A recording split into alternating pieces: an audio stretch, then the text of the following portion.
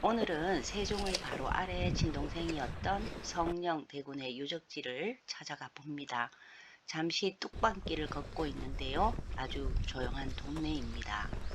주민들과 이야기를 좀 나누다가 배 한쪽을 얻어 먹으면서 걷고 있어요. 뚝방길을 따라 오다 보니 어느새 성령대군 묘소로 들어가는 입구에 도착했습니다. 묘소는 잠시 후에 가보기로 하고요. 대군 묘역의 외산문인 영추문 앞에 우선 섰습니다.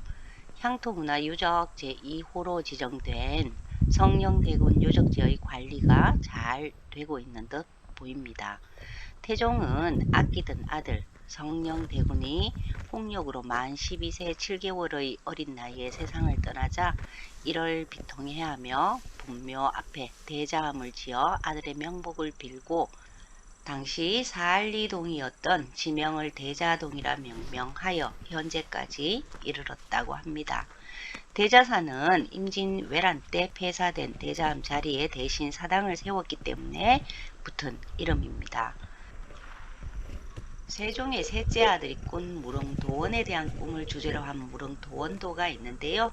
그것이 이곳 대장암에서 임진왜란 때 약탈을 해가 현재 일본에 있다고 합니다. 물론 정확히 아직은 밝혀내지 못했다라고 해요. 이제 성령대군의 묘소로 갑니다. 태종의 넷째 아들인 성령대군은 어려서부터 총명하고 지혜로워서 태종이 특히 예뻐했다고 알려져 있습니다. 성령대군의 이름은 종으로 어머니는 원경 왕후민씨입니다. 성령대군 묘 입구에 다시 도착을 했어요. 오른쪽엔 성령대군 묘 입구 글씨가 있고요. 왼쪽엔 조상을 숭배하고 자손들끼리 화목하게 지내자라는 뜻의 숭조돈종이란 글자가 새겨져 있습니다. 돌계단을 천천히 오릅니다. 다소 가팔라서 숨이 차기는 하는데요. 깊어가는 가을에 미국 제비꽃이 피어 있네요. 계단이 가팔라서인지 중간중간 넓직한 공간이 나옵니다. 오른쪽으로 사당과 비각이 보이는데요. 비각 안에는 3개의 신도비가 있다고 하는데 들어갈 수 없네요. 성령대군의 묘비문은 집현전이 설치된 이후 대제학을 역임했던 문인 변계량이 지었다고 기록되어 있습니다.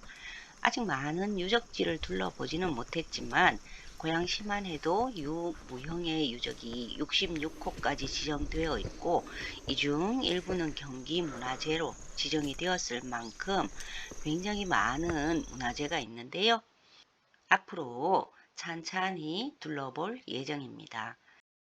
오른쪽으로 방향을 바꾸어 돌계단 몇 개를 오르니 묘지가 보이기 시작합니다. 지금 보이는 묘지는 원천군 부부의 묘로 원천군은 태종의 둘째 아들인 효령대군의 6째 아들로 태어났지만 후손이 없이 일찍 세상을 떠난 성령대군의 양자가 된 분입니다. 고려와 달리 조선 초기 숭유 억불 정책을 펼치며 유교를 숭상하던 분위기에서 유교를 국교로 표명한 태조와 함께 강력한 억불 정책을 하던 태종 역시 국가 차원의 불사는 금지하였지만 왕실의 불교 행사는 금하지 않았다고 하죠. 그래서인지 태종의 둘째 아들인 효령대군은 이후 관악사, 무위사, 백년사 등 수많은 사찰의 시주가 된 왕자가 되었습니다. 원천군 부부의 묘는 성년대군의 묘보다 규모가 큽니다. 2개의 봉분과 상석 그리고 향로석, 장명 등과 함께 3쌍의 문인석이 질서정연하게 자리 잡고 있네요. 문인석은 모두 세워진 연도가 각기 다른지 세월의 차이가 느껴집니다.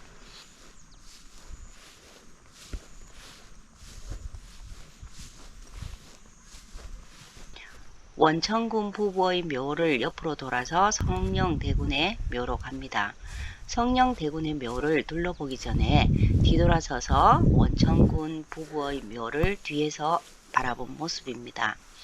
맞은편 산에는 단종의 누나인 비운의 경혜 공주와 그 남편 정종의 묘가 있지만 여기서는 보이지 않습니다. 다소 거리가 있는 위쪽의 성령대군의 묘가 보이네요. 성령대군의 묘는 세 단의 장대석으로 쌓여 있습니다. 정중앙에 장명등이 가장 먼저 눈에 들어오고요. 이 장명등은 사악한 기운을 물리치고 후손의 장생과 복을 기원하기 위해 봉분 앞에 세운다고 합니다. 묘소 좌우로 석호와 석양이 세워져 있고요. 묘 앞에는 장명등, 뒤로 상석, 그리고 좌우에는 문인석이 배치된 모습입니다. 위의 형들은 태종이 왕이 되기 전에 태어났지만 성령대군은 아버지가 왕이 된 후인 40세에 가까운 나이에 출산해서 키웠다라고 하죠. 어려서부터 총명하고 지혜롭고 행동거지가 공손하여 세종대왕만큼이나 똑똑했다고 합니다. 태종과 어머니 원경 왕후가 매우 총애해서 항상 궁중에 두고 옆에서 떠나지 못하게 했을 만큼 성령대군이 결혼 후에도 출궁시키지 않고 법도를 깨어가며 옆에 두었다는 기록이 있습니다. 태종의 성령대군 사랑이 얼마나 컸던지 홍역을 앓던 시기부터 죽은 지 사흘 동안까지 수라를 들지 않았으며 이후 한 달까지도 부부가 아들의 죽음을 슬퍼하며 고기 반찬을 걸렀다고 기록이 되어 있습니다. 그래서 어떤 이들은 일찍 죽지 않았다면 왕의 자리를 세종이 아닌 성령이 물려받을 수도 있었다고 조심스럽게 추측해 보기도 합니다. 호석이 둘러쳐져 있다고 하는데 지금은 가려져서 볼 수가 없네요. 한 쌍의 문인석과 상석, 장명등, 그리고 비석이 보입니다.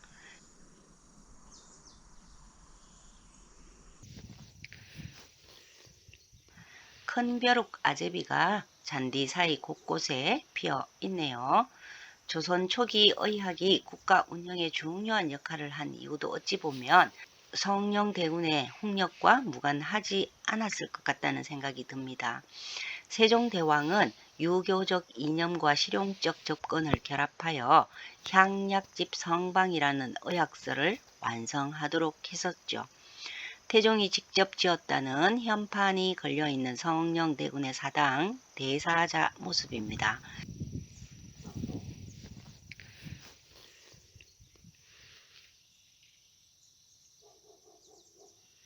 대사자 바로 옆에는 3개의 비석이 있는 비각이 있는데요. 앞쪽 2개는 기적비이고 다른 하나는 신도비라고 합니다. 성령대군의 묘역은 석조물이 많고 그 조성 방식이 특이해서 조선 전기 묘제 연구에 좋은 자료가 되고 있다고 하는데요. 부모의 사랑은 해줄 수 있는 것을 모두 베푼다는 것을 알게 된 값진 시간이었습니다.